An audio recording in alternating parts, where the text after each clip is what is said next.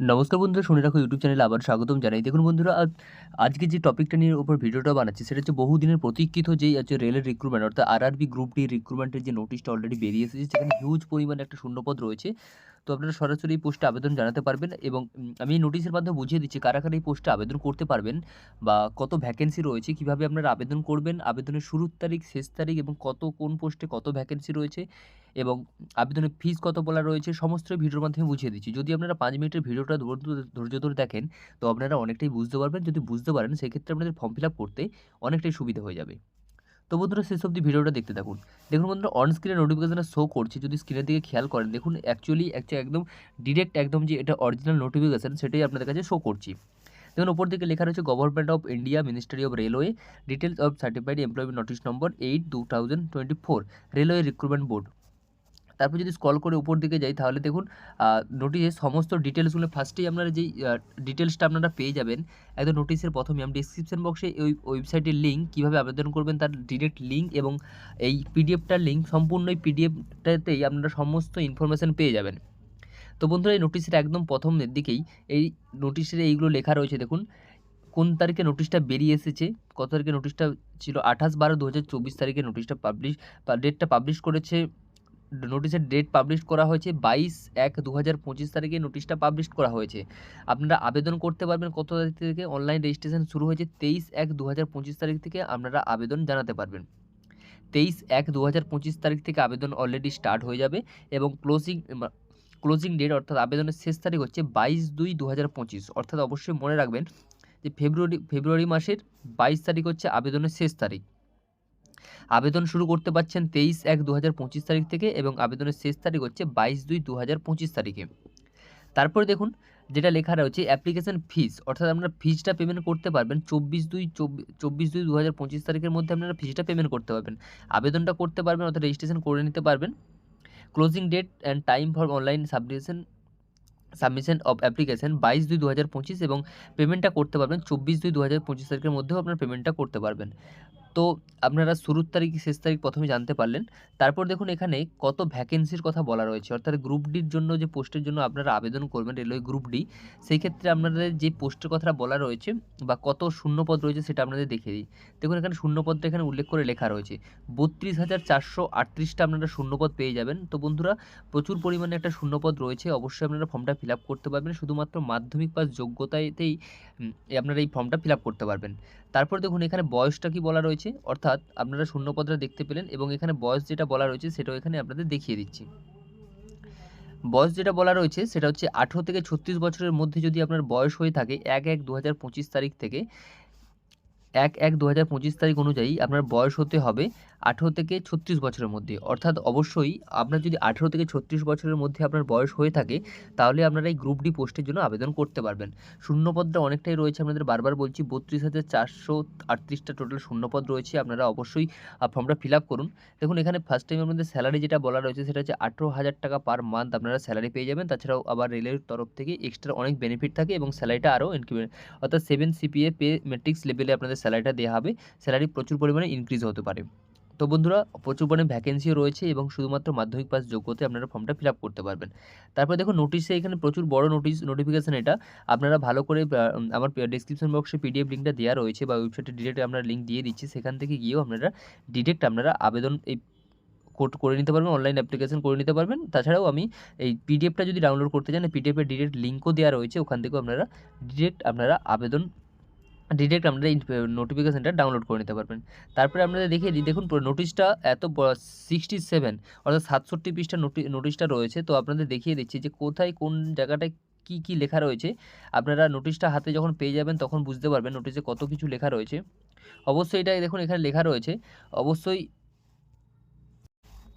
এখানে সিটিজেনশিপ যেটা লেখা রয়েছে ইন্ডিয়ান হতে পারবেন, নেপালি বা ভুটান, যারা যেই পোস্টে রয়েছেন, যেই জায়গাতে রয়েছেন, আপনারা অবশ্যই এইসব জায়গার বাসিন্দা হলে অবশ্যই আপনারা আবেদন জানাতে পারবেন। তারপরে দেখুন এখানে ST/SC বা ওবিসিদের জন্য একটা বয়সের ছাড় বলা রয়েছে। এখানে ওবিসি যদি ক্যান্ডিডেট হয়ে থাকেন সেই ক্ষেত্রে আপনারা 3 বছরের বয়সের ছাড় পেয়ে যাবেন এবং SC/ST হয়ে থাকলে 5 বছরের বয়সী ছাড় পেয়ে যাবেন। এইভাবে আপনারা যদি PWD ক্যান্ডিডেট হয়ে থাকেন সেক্ষেত্রে 10 বছর, 13 বছর, 15 বছর এইভাবে আপনারা মানে বয়সী ছাড়গুলো পেয়ে যাবেন। আপনারা নোটিফিকেশনটা ভালো করে দেখে নেবেন। এখানে বয়সী ছাড়টাও প্রচুর পরিমাণে রয়েছে। যদি আপনার বয়স বেশিও হয়ে থাকে সেই ক্ষেত্রে আপনি ST/SC, OBC বা ফিজিক্যালি হ্যান্ডিক্যাপ হয়ে থাকলে আপনারা বয়সী ছাড়টা পেয়ে যাবেন। তারপরে দেখুন এখানে ST/SCদের বয়সটা কত তারিখ থেকে মানে কোন ডেট থেকে কোন ডেটের মধ্যে হলে আপনারা ছাড় পাবেন সেটা এখানে উল্লেখ করে লেখা রয়েছে। এই জায়গাটার মধ্যে লেখা রয়েছে। আপনারা একটু ভালো করে নোটিশটা খেয়াল করে নেবেন। তারপরে আপনাদের দেখিয়ে দিই যে এক্সামের ফিস কত বলা রয়েছে। এই ফর্মটা ফিল আপ করতে গেলে এক্সাম যে ফিসটা বলা রয়েছে, যদি আপনি জেনারেল ক্যান্ডিডেট হয়ে থাকেন সেই ক্ষেত্রে আপনাকে 500 টাকা ফিস পেমেন্ট করতে হবে। সেক্ষেত্রে আপনাদের 500 টাকা ফিস পেমেন্ট করতে হবে। সেই ক্ষেত্রে আপনি এক্সাম দেওয়ার পর আপনি 400 টাকা রিফান্ড পেয়ে যাবেন। অর্থাৎ আপনি অনলাইন অ্যাপ্লিকেশন যখন করবেন তখন আপনাকে 500 টাকা আপনাকে চার্জটা অনলাইন অ্যাপ্লিকেশন দিতে হবে, এবং যখন আপনার CBT টেস্ট হয়ে যাবে অর্থাৎ যখন অনলাইন এক্সামটা হয়ে যাবে সেই ক্ষেত্রে আপনারা 400 টাকা আপনার রিফান্ড পেয়ে যাবেন। আর যদি আপনি PWD ক্যান্ডিডেট বা ফিমেল ক্যান্ডিডেট বা ট্রান্সজেন্ডার ST/SC হয়ে থাকেন সেই ক্ষেত্রে আপনাকে 250 টাকা চার্জ পে করতে হবে, 250 টাকা অ্যাপ্লিকেশন ফিস। সেই ক্ষেত্রে আপনারা যখন এক্সামটা CBT টেস্টটা দিয়ে দেবেন, CBT টেস্টটা দেওয়ার পর আপনারা এই 250 টাকাটা আপনারাও ব্যাক পেয়ে যাবেন। অর্থাৎ জেনারেল ক্যান্ডিডেটদের জন্য 500 টাকা দিয়ে আপনাকে এখন অ্যাপ্লিকেশনটা করতে হবে, আর যদি ফিজিক্যালি হ্যান্ডিক্যাপ ST/SC বা ফিমেল ক্যান্ডিডেট হয়ে থাকেন সেই ক্ষেত্রে আপনাকে 250 টাকা পেমেন্ট করতে হচ্ছে। CBT টেস্টে হওয়ার পর আপনারা 250 টাকা আবার রিফান্ড পেয়ে যাবেন, সেটা এখানে উল্লেখ করে লেখা রয়েছে। আর জেনারেল ক্যান্ডিডেটরা 400 টাকা আপনারা রিফান্ড পেয়ে যাবেন। তারপর দেখুন আপনাদের দেখিয়ে দিই, নোটিশটা একটু স্ক্রল করে নিচের দিকে যদি যান তাহলে আপনারা বুঝতে পারবেন যে কি এই ফর্মের মধ্যে বা এই নোটিফিকেশানটার মধ্যে কী আর বলা রয়েছে, কোন জায়গায় কত ভ্যাকেন্সি রয়েছে সেটাও আপনাদের দেখিয়ে দিচ্ছি। দেখুন স্ক্রল করে যদি নিচের দিকে যান তাহলে আপনারা ভালো বুঝতে পারবেন বা আরও নোটিফিকেশানটা দেখে নিতে পারবেন টোটাল। আচ্ছা, তার আগে আপনাদের দেখিয়ে দিই যে কত নম্বরের এক্সামটা নেওয়া হবে। এখানে ফার্স্ট টাইম হবে যেটা হচ্ছে CBT টেস্ট নেওয়া হবে, তারপরে হবে ফিজিক্যালি টেস্ট, তারপরে হবে ডকুমেন্টস ভেরিফিকেশন, তারপরে হবে মেডিকেল টেস্ট। ফার্স্ট টাইম যেটা হবে সেটা হচ্ছে CBT টেস্ট, অর্থাৎ একটা অনলাইনের এক্সাম নেওয়া হবে। টোটাল এক্সামটা হবে 100 নম্বরের একটা এক্সাম নেওয়া হবে, যে ক্ষেত্রে আপনাদের জেনারেল অ্যাওয়ারনেস থাকবে 20 নম্বরের, এবং রিজনিং থাকবে 30 নম্বরের, ম্যাথমেটিক্সের উপর থাকবে 25 নম্বর, এবং জেনারেল সায়েন্সের উপর থাকবে 25 নম্বর। টোটাল মিলিয়ে আপনাদের এক্সামটা নেওয়া হবে 100 নম্বরের এক্সাম নেওয়া হবে। সেই ক্ষেত্রে আপনার টোটাল আপনারা সময়টা পাবেন 90 মিনিট। অর্থাৎ এই যে পুরোপুরি এক্সাম যেটা নেওয়া হচ্ছে সেক্ষেত্রে আপনার টোটাল 90 মিনিট সময় পাবেন। টোটাল এক্সামটা নেওয়া হবে 100 নম্বরের এক্সাম নেওয়া হবে। প্রতিটা 3টে এই ক্ষেত্রে আপনাদের অবশ্যই মনে রাখবেন এখানে নেগেটিভ মার্কিং রয়েছে। 3টে কোশ্চিনের ওপর 3টে ভুল উত্তর দিলে সেক্ষেত্রে আপনাদের 1 নাম্বার করে একটা করে আপনাদের নেগেটিভ মার্ক রয়েছে, সেটা এখানে উল্লেখ রয়েছে। There will be negative marking and 1/3 marks shall be deducted from the each wrong answer. প্রতিটা 3টে কোশ্চিনের জন্য 3টে ভুলের জন্য 1 নাম্বার করে নেগেটিভ মার্কিং রয়েছে। তারপর দেখুন এখানে সিলেবাসটা আপনারা জেনে নেবেন। সিলেবাসটাই নোটিশটা ভালো করে দেখলে আরও বুঝতে পারবেন। যখন আমাদের ফিজিক্যালি CBT টেস্টের পরে যেটা নেওয়া হবে সেটা হচ্ছে CBT টেস্ট। এই CBT টেস্টের ক্ষেত্রে আপনাদের যেটা করতে হবে অর্থাৎ CBT টেস্টের পরে হবে ফিজিক্যালি টেস্ট। ফিজিক্যাল টেস্টের ক্ষেত্রে যেটা আপনাদের রান পাস করতে হবে, যেটা সেটা ফিমেল ক্যান্ডিডেট হয়ে থাকলে আপনাকে 20 কেজির একটা বস্তা নিয়ে আপনাকে 100 মিটার রান দিতে হবে, সেটা হচ্ছে তাও আবার 2 মিনিটের মধ্যে। সেটা এখানে লেখা রয়েছে শুড বি অ্যাভেলেবল টু লিভ and carry 20 KG of weight for a distance of 100 meters in 2 minutes. অর্থাৎ একবারই চান্স দেওয়া হবে, সেই ক্ষেত্রে আপনাকে 20 কেজির একটা বস্তা নিয়ে আপনাকে 2 মিনিটে 100 মিটার রান পাস করতে হবে। আর শুধুমাত্র এটা ফিমেল ক্যান্ডিডেটদের জন্য। আর মেল ক্যান্ডিডেটদের জন্য যেটা বলা রয়েছে সেটা হচ্ছে 35 কেজির একটা বস্তা নিয়ে আপনাকে 2 মিনিটে 100 মিটার রান দিতে হবে। তো অবশ্যই মনে রাখবেন এটা হচ্ছে CBT টেস্টের পরে CBT টেস্ট যদি আপনি পাস করে থাকেন তারপরে আপনাদের নেওয়া হবে ফিজিক্যাল টেস্টের মধ্যে এই রানটা অবশ্যই আপনাকে পাস করতে হবেই। তারপরে আপনাদের যেটা হবে সেটা হচ্ছে ডকুমেন্টস ভেরিফিকেশনে CBT টেস্টে যেই ডকুমেন্টসগুলো আপনাদের প্রয়োজন হবে সেটা আপনারা ভালো করেই জানেন। মাধ্যমিকের রেজাল্ট, অ্যাডমিট কার্ড এবং আধার কার্ড, বিভিন্ন ডকুমেন্টসগুলো ভেরিফিকেশন হওয়ার পরেই আপনাদের মেডিকেল টেস্ট হবে, তারপরেই আপনারা জয়েনটা করতে পারবেন। তারপরে আপনারা এই হচ্ছে জয়েনিংয়ের এই প্রসিডিওর। তার আগে আপনাদের যেটা নিতে হবে সেটা হচ্ছে ভ্যাকেন্সিগুলো আপনাদের দেখে নিতে হবে কোন জায়গায় অ্যাকচুয়ালি কত ভ্যাকেন্সি রয়েছে। দেখুন ভ্যাকেন্সির সংখ্যাগুলো সব জায়গাতে সমান না। কলকাতার এখানে ওয়েবসাইটগুলো লেখা রয়েছে কোন জায়গায় কোন জোনে আপনারা ফর্মটা ফিল আপ করবেন। দেখুন এখানে লেখা রয়েছে, আপনাদের দেখিয়ে দিচ্ছি। দেখুন কলকাতায় যদি আপনি ফিল আপ করতে চান তাহলে আপনারা কলকাতা ওয়েবসাইটে গিয়ে আপনারা এই ওয়েবসাইটে গিয়ে আপনারা ফর্মটা ফিল আপ করতে পারবেন। ব্যাঙ্গালোরে গেলে ব্যাঙ্গালোর, গুয়াহাটি, গোরখপুর, মুম্বাই, পাটনা এইভাবে সমস্ত জায়গার ওয়েবসাইটগুলো রয়েছে। এখান থেকে আপনারা যেই জোনে আপনারা ফর্মটা ফিল আপ করবেন সেই জন্যেই আপনারা ওয়েবসাইটে গিয়ে আপনারা ফর্মটা ফিল আপ করতে পারবেন। তারপরে দেখুন এখানে কোন জায়গায় কত ভ্যাকেন্সি রয়েছে সেটা একদম শেষের দিকে বলা রয়েছে, আপনাদের দেখিয়ে দিচ্ছি। এগুলো হচ্ছে বিভিন্ন রকম ফর্ম, যখন আপনারা ফর্মের প্রয়োজন হবে আপনারা তখন এই নোটিশ থেকে আপনারা ফর্মটা ডাউনলোড করে নিতে পারবেন। বিভিন্ন যে ডিসেবিলিটি সার্টিফিকেট বা ST/SC যেগুলো ডকুমেন্ট ভেরিফিকেশন যখন লাগবে তখন আপনারা এই ফর্মগুলো এখান থেকে ডাউনলোড করে নিতে পারবেন। তারপর একটু স্ক্রল করে নিচের দিকে, একদম নিচের দিকে যাই। দেখুন এই যে নিচের দিকে গেলে আপনারা প্রথমে যেটা পাবেন সেটা হচ্ছে পোস্ট প্যারামিটার যেগুলো লেখা রয়েছে। ফার্স্টে যে লেখা রয়েছে দেখুন মুম্বাই।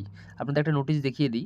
দেখুন ধরে নিন আমি মুম্বাই জোনে আপনি ফর্মটা ফিল আপ করবেন। মুম্বাইয়ে আপনাদের কত কী ভ্যাকেন্সি রয়েছে সেটা আপনারা ভালো করে যদি খেয়াল করেন তাহলে বুঝতে পেরে যাবেন। আপনাদের দেখিয়ে দিচ্ছি।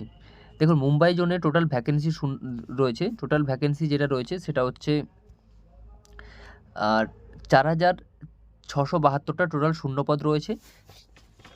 এবং এই ক্ষেত্রে কোনটায় অর্থাৎ জেনারেল ইউআরদের জন্য কটা রয়েছে, SCদের জন্য কটা, STদের জন্য কটা, OBCদের জন্য কটা সেটা এখানে উল্লেখ করে লেখা রয়েছে। দেখুন মুম্বাই জোনে যদি আমরা ফর্ম ফিল আপ করতে চান সেই ক্ষেত্রে আপনারা জেনারেলরা পাবেন 1,892টা শূন্যপদ, যেখানে SCদের জন্য সংরক্ষিত রয়েছে 701টা, STদের জন্য রয়েছে 351টা, OBCদের জন্য রয়েছে 1261টা, EWS ক্যান্ডিডেটদের জন্য রয়েছে 467টা এবং এক্স সার্ভিসম্যানদের জন্য রয়েছে 936টা।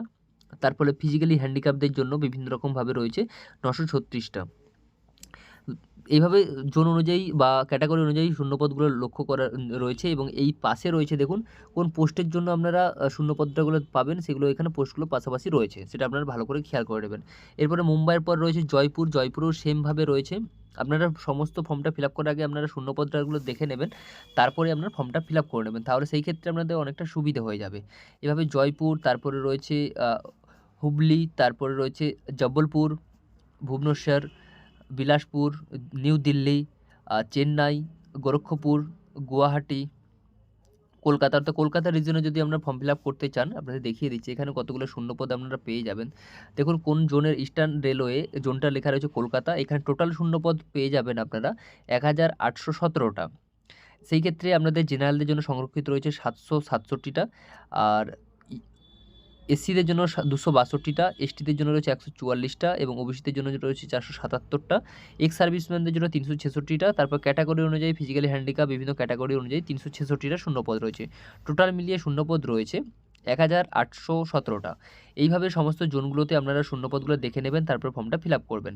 তো বন্ধুরা এই ছিল ইনফরমেশান। যদি আপনাদের মনে হয় যে গ্রুপ ডির ফর্মটা ফিল আপ করবেন, কারণ মাধ্যমিক পাস প্রায় সকল ক্যান্ডিডেটই হয়ে থাকে, তো যদি প্রয়োজন হয় আপনারা অবশ্যই ফর্মটা ফিল আপ করতে পারেন, প্রচুর পরিমাণে ভ্যাকেন্সি রয়েছে। তো বন্ধুরা এই ছিল ইনফরমেশান ভিডিও। যদি আপনাদের প্রয়োজন হয় অবশ্যই আপনারা ফর্মটা ফিল আপ করুন। যদি কোনো কিছু জানার থাকে অবশ্যই আপনারা কমেন্ট বক্সে কমেন্ট করুন, আপনাদের বিস্তারিত জানিয়ে দেওয়ার চেষ্টা করব। তো বন্ধুরা যদি আপনাদের প্রয়োজন হয় নোটিশটা আমি ডেসক্রিপশন বক্সে দিয়ে দিয়েছি, ওখান থেকে আপনারা ডাউনলোড করে নিতে পারবেন, বা ডিরেক্ট আবেদন লিঙ্কও দিয়ে দিচ্ছি, ওখান থেকে আপনারা মেন ওয়েবসাইটে গিয়ে আবেদন করে নিতে পারবেন। তো বন্ধুরা যদি আপনার এই ভিডিও দেখে যদি ইনফরমেশান কাজে লাগে বা একটু উপকারে আসে, পরবর্তী ভিডিও পাওয়ার জন্য আমার চ্যানেলকে সাবস্ক্রাইব করুন, লাইক করুন এবং শেয়ার করুন। সাথে থাকুন, পাশে থাকুন। নমস্কার।